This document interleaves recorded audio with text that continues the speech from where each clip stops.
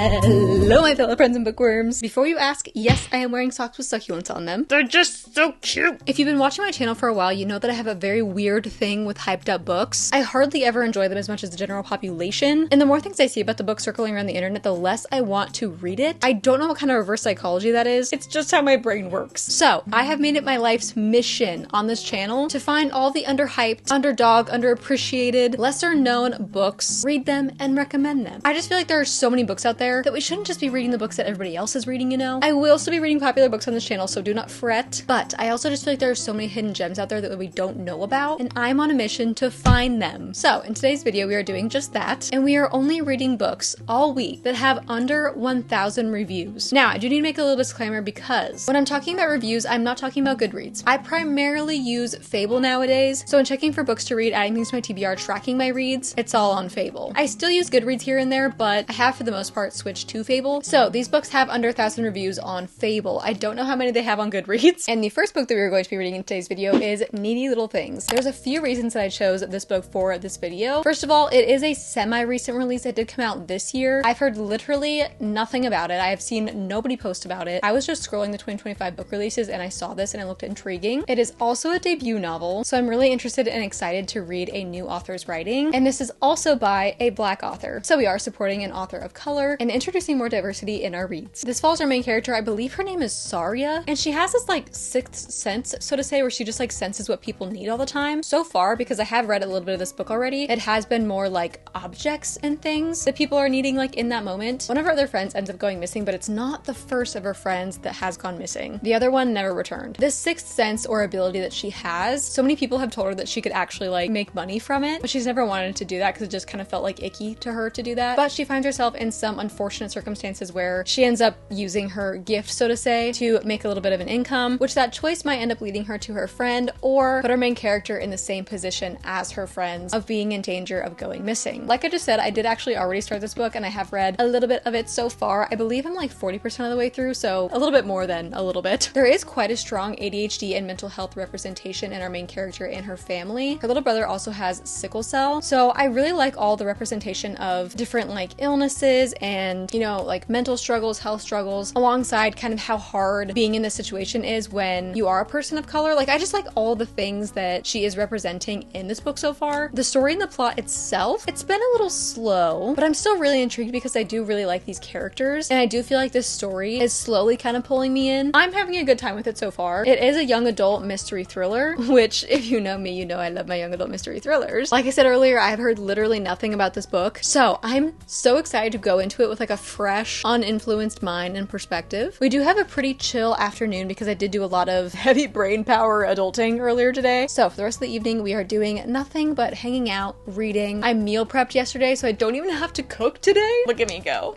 Guys, look at me go. So I'm gonna go get cozy or maybe read outside because it is a very beautiful day out and I need some sunshine. My vitamin D is very low. So I'll update you guys with my thoughts when I'm more of the way through.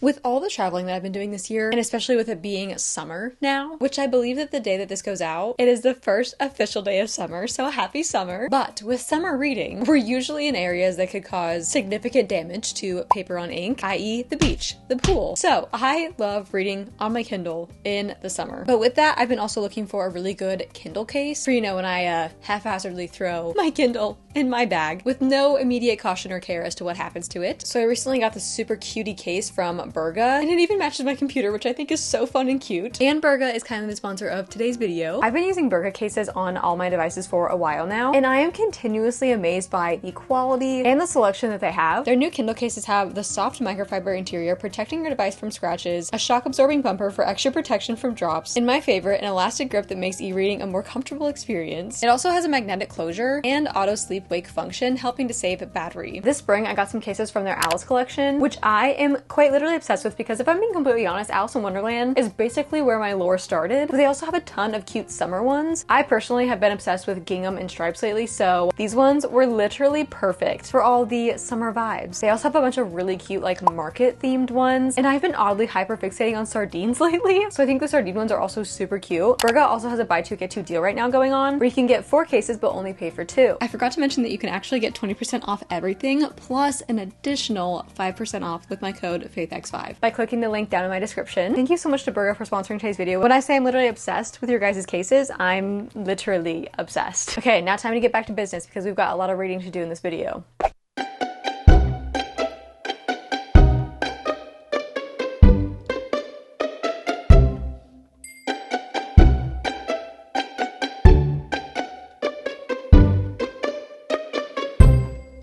Okay, first of all, I really hope that there is going to be a second book because the way that this just ended, the literal last sentence, that was not okay. So we finished Needy Little Things and I have a lot that I would like to talk about. First of all, for a debut author, I do really like her writing. I did feel like I got pretty connected to these characters and you really learn to like care about these characters and what they're going through. I would say my expectations going into it were different than what was delivered. This is technically categorized as like a YA mystery thriller. I would say it reads primarily like a contemporary fiction with a little bit of mystery and maybe a tiny bit of a percentage of thriller at the very end. This book primarily focuses on kind of how missing persons cases are treated differently depending on the victim's race, gender, place in society, I guess I would say, and how unfairly different cases are treated because of those things. I really feel like this would have been a much better book if it was more like if it was written in a way that was supposed to be more contemporary. Like I feel like this author was trying to make it like a mystery thriller while also being very contemporary, and I feel like if she would have just stuck with either contemporary or mystery thriller, it would have been strong if it was just like one of those things. But I don't think it was done the best trying to do both because the plot of the actual like mystery thrilling aspect, it kind of under-delivered if I'm being honest. Like for a debut book, it's not bad at all. It's actually really good for a debut book, but still like when the plot twist hit, I was kind of just like,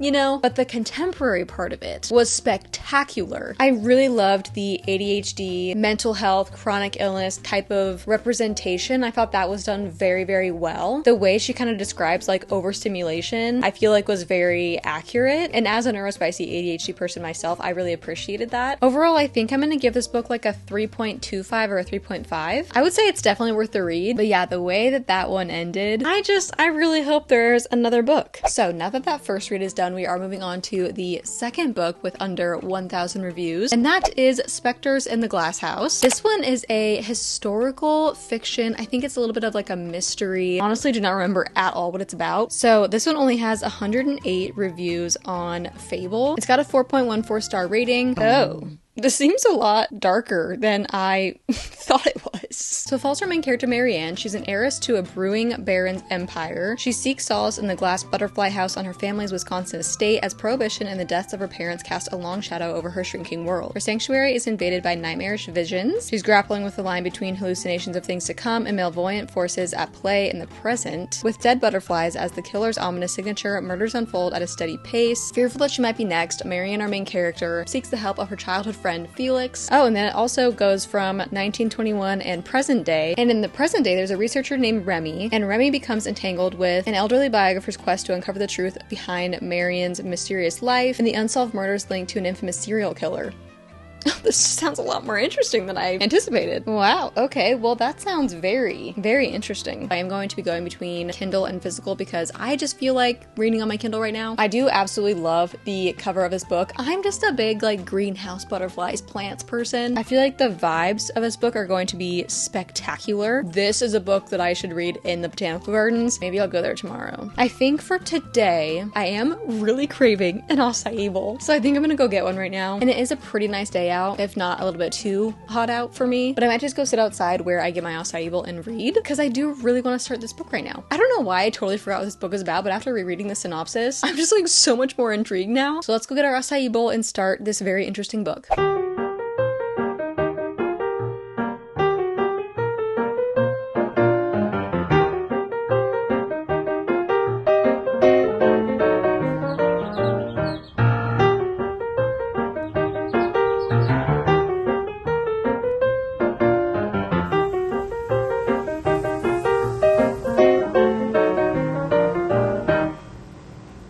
Hello?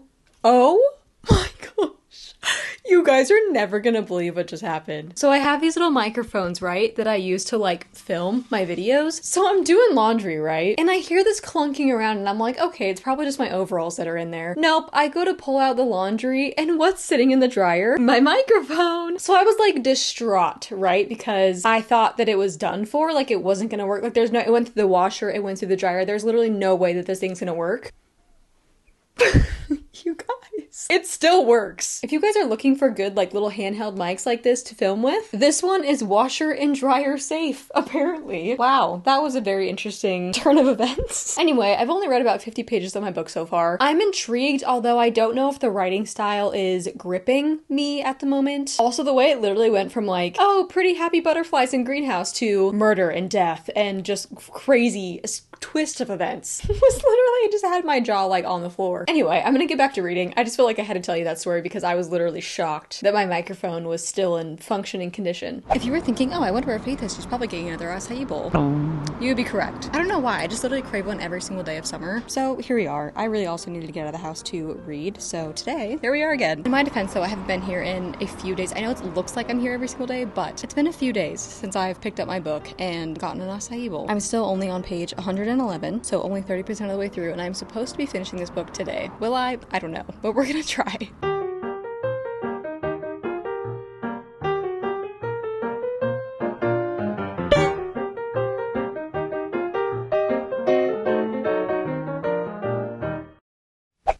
Hello friends, we are back home. And I did my weekly Trader Joe's run because my flowers are looking a little bit depressed. Last week I just kind of picked some flowers from my backyard, just stuff that I have growing that was kind of dying out anyway. So we are refreshing our little flower vase with some new stuff. And then while I was there, of course I had to grab some candles because they had a peach black tea one. And if you know me, you know my favorite smell and taste is peach. I just love all things peach. So very excited to refresh my flowers, light my candle, continue reading my book. Oh, and I also got some sparkling watermelon lemon water. That sounds very yummy. I'm always craving some kind of like fun drink, especially while I read, but because my body decides to declare war every other day, I can't do like matcha or coffee or like all the fun drinks, you know? So we are very limited to what we can have.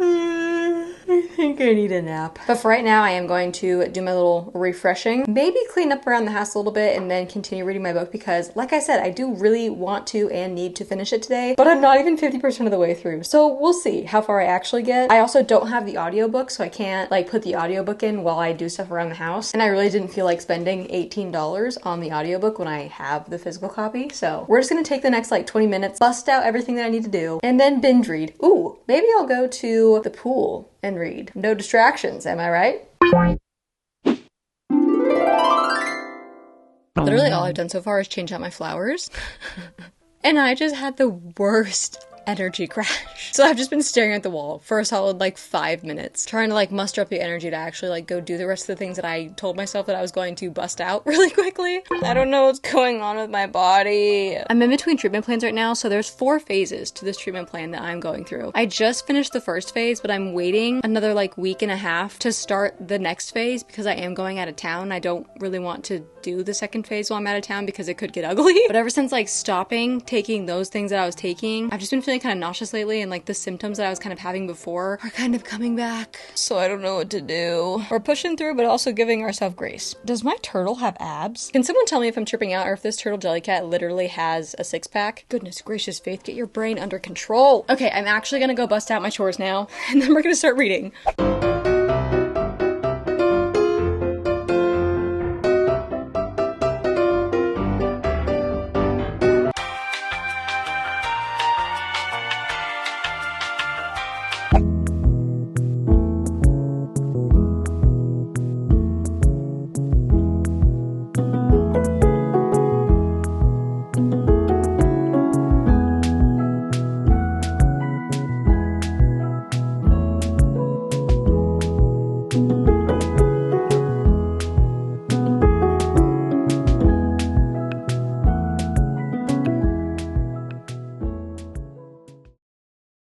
partner. So far I am enjoying this book, although I don't know if I am the most intrigued. I still only am about 60% of the way through, so I've got about 40% left. And so far I love the vibes. It is very like gothic and kind of like eerie. I definitely feel like this would be a really good fall read or like spooky season read. Although because we are kind of talking about like a greenhouse and what they call a butterfly house, it does also feel kind of summery, almost like gothic summery. I don't know if that's a thing, but apparently it is now. So far we're following our two main characters in our two timelines, so to say. So we're following Marion in 1920 and Remy in the present day. I really like how the present day and the past tense have similar things going on. Like weird things that were kind of happening in the 1920s are kind of starting to happen again in the present day. There's ghosts of sorts, there's mystery, there's unease. I am liking it for sure. I don't know if I feel super connected to the characters. I definitely feel more connected and am more intrigued in Marion's story from the 1920s than I am in Remy's in the current day. Although I will say Remy is a very complex character. She's got a really rough background growing up in the foster care system, and whatever or whomever is committing these crimes in the present day is kind of taunting Remy. And so I'm really interested to see the ties between Remy and whatever happened in the past, like why they decided to target Remy specifically. So far this is giving like 3.75, maybe 4-star potential. It just depends on how this ends and like how things get wrapped up. It is kind of a slow read, but I feel like the vibes kind of make up for the pacing because it does have that very like eerie, gothic, like uneasy feel. Like throughout this book, you just feel like on edge. Like you know something's weird and something's happening and you kind of just feel this like, oh, what is going on? But it's not like disturbing, you know? Like I don't feel icky or like really gross reading this book. It's more of like a entertaining uneasiness, I guess I would say. I don't know, but I'm going to sit my butt down, binge read the rest of this book because I literally do need to finish it today.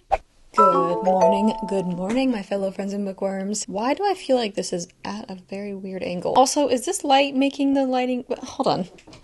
Is that better? I always feel like backlight makes my like front lighting look super weird. Anyway, hello friends. This morning I made myself some ginger and turmeric tea because your girl has been having some inflammation and she needs to be deflamed. This morning I finished Specters in the Glass House, and might I say, this book gave me so many very complex and mixed emotions. First of all, I don't even know how to like categorize this book. On the side it says romance. On Goodreads it says, I think like mystery, Christian fiction, something else. And I would say it's definitely a little bit genre bending, which I love, but also this book was kind of nothing like I thought it was gonna be. So basically going into it, you have, like I said, the two timelines. You have the 1920s and the present day. Going into this book, I thought it was going to be kind of like a murder mystery in a way, which it kind of was. It definitely was. But I didn't know where like the main focus was going to be, and I thought, you know how like a normal mystery thriller, there's like a lot of crazy things that happen. There's a plot twist and then there's like a reveal. With this book, I felt like we were kind of going back and forth between timelines throughout the whole book, and like there was some build up, but then towards like the middle things start to get really complex, I guess I would say. Without going into too much detail and giving spoilers, this book, it's not a simple fix. It's like it's a very complex answer, and it's not just like one thing. It's like there's a lot of different things that kind of play into like what's going on. I don't know if that makes sense, but I hope it does. Like in normal mystery thrillers, you usually have that plot twist and then the reveal where it's like, oh my gosh, this was the killer.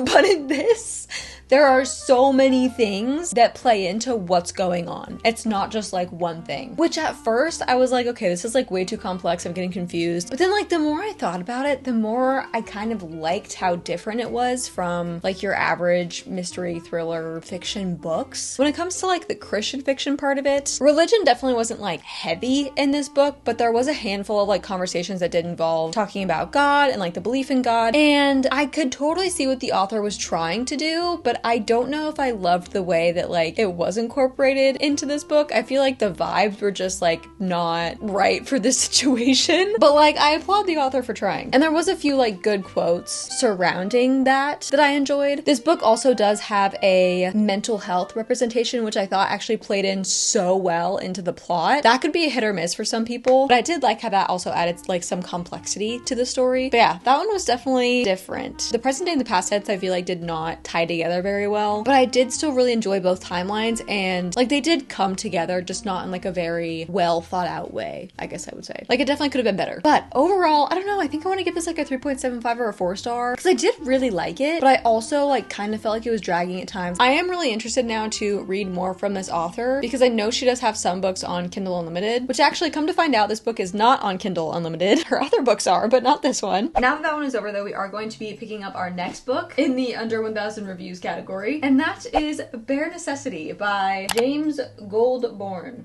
So this book follows our main character and his son. This guy recently, I think about a year ago, lost his wife in a car crash. And ever since then, I think his son is like 12 or 13 or something. And ever since his mother died, he has taken this like vow of silence. Like he doesn't talk. And so our adult main character, the father, is really struggling because A, he obviously misses his wife a lot. And B, he doesn't really know what to do or how to connect with his son now that his son isn't talking. I believe something happens with his job and he's just like in need of some more income. So he sees some street performers and thinks, you know what? Why don't I just get a panda suit and be a street performer and earn some extra income? And then while he's doing that, he actually sees his son getting picked on. As our adult main character is in his panda suit, he approaches the kid, which is his kid, but the kid doesn't know that that's his father in the panda suit. And I believe his kid starts to open up to this stranger in the panda suit. We go on this journey with our adult main character as to how do we approach the fact that it is him, his father in his panda suit, like connecting with his son again, and like how do they go about that? I have read the first couple chapters of this book, and so far I definitely think it's going to be very like grief heavy. I just realized my microphone has been literally on the other side of my desk this entire time. I think this book is gonna be very grief heavy, which is very out of my comfort zone. I usually don't like to read books that would make me sad, but I feel like this book is also going to be super heartwarming. So I don't know. I'm scared, but I'm also like intrigued, and I feel like it's going to be very sweet. Although if it does get too sad, I might have to stop reading it, because I don't like to be sad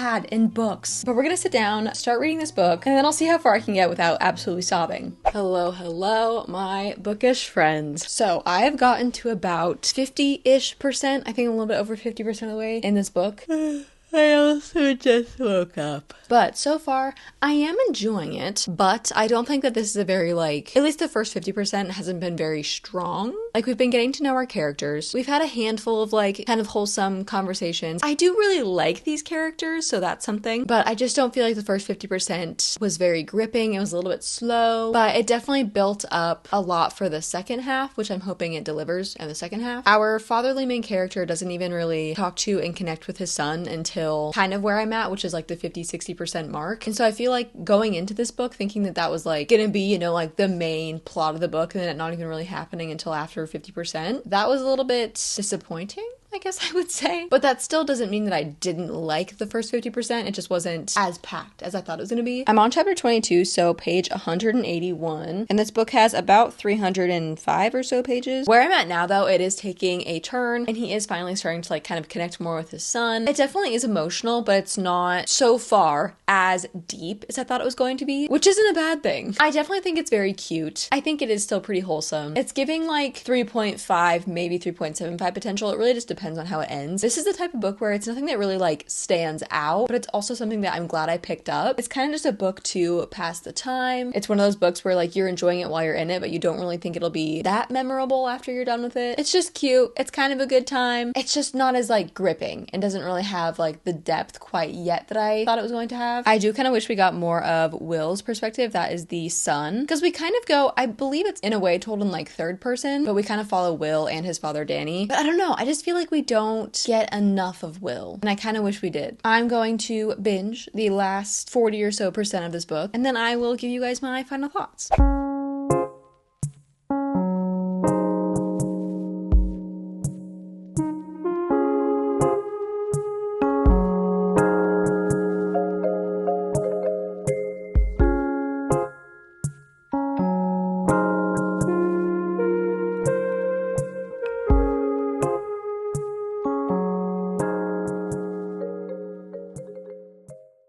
And we have finished the last book of this video, Bare Necessity by James Goldborn. Is it Goldborn or Goldborn? I would say the last half of this book was definitely way better than the first half. The first half, it was kind of slow, it was kind of hard to get into. You cared about the characters and you were intrigued, but I don't know, it just wasn't like super gripping. But then after like the 55% mark, it started getting a lot sweeter, a lot more wholesome. It was kind of just like a cute, fun time. This book definitely isn't like the most impactful, the most gripping, or the most interesting, but it is still just a cutie read about a father and a son both exploring and navigating life around grief and how to move on while also trying to kind of rekindle and strengthen their relationship with each other. It's a quick read. I would say it's probably like a good palate cleanser too, in between like more heavy books. I think I'm gonna give it like a 3.5 because I did really enjoy it and I thought it was cute and fun, but it's not really anything that's going to stick with me. I don't know, maybe a 3.75. I'm such a harsh rater. Like my 3.5, 3.75 could be someone else's 5-star, I swear. I think 3.5, 3.75 is like a good sitting point. This video was so much fun to do and I think it's going to be something that I do like reoccurringly, so maybe in a couple months I'll do this again. I just love finding books that I haven't heard anything about, that don't really have very much attention on them, I guess. Out of the 3 books that I read in this video, I think Specters in the Glass House might be my favorite, but also I feel like all 3 of these books were so different and unique in their own way that I can't really like compare them. Like I feel like I liked this one just as much as Needy Little Things, but in very different ways because they just delivered very different things. Either way, I had a good time with this video. I had a good time with the reads that I read, and I would definitely say that they are all worth the read. I am starting another fun little reading challenge thing for next week's video today, so I'm going to end this video by saying I love you guys so much. I hope you have a beautiful rest of your week, and I will see you next week for another fun reading vlog. Mwah!